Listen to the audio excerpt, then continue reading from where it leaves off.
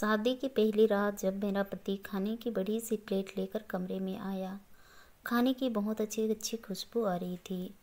मेरे पति ने कहा, चलो खाना खा लेते हैं।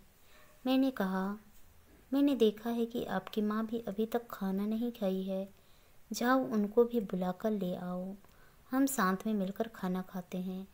मेरे पति ने कहा, वह सो गई होगी, उनको छोड़ो ना, हम दोनों खा लेते हैं। मैं इनकार करती रही मगर वह इसी बात पर अड़ा रहा कि माँ को रहने दो। जब मैं अपने पति का यह रवैया देखा, उसी वक्त मैं तलाक दे दिया। मेरा पति बहुत हैरान हुआ और मेरे पति ने मुझे बहुत समझाया। मैं इस बात पर अड़ी रही, यहाँ तक कि मेरी तलाक भी हो गई।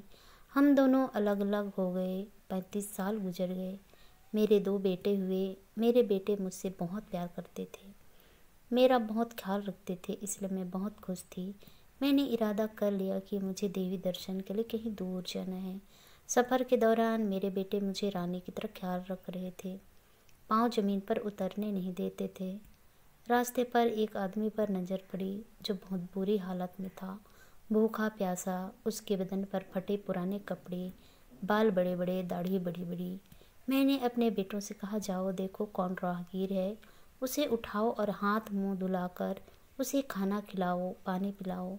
मेरे बेटे गए, मैंने जैसे कहा था मेरे बेटे ने वैसा ही किया। जब मेरी नज़र पास से उस बूढ़े पर पड़ी तो हैरान थी। मैं पहचान गई थी कि वह मेरा पहला पति था। मैं कहने लगी, यह क्या किया वक्त ने तुम्हारे साथ?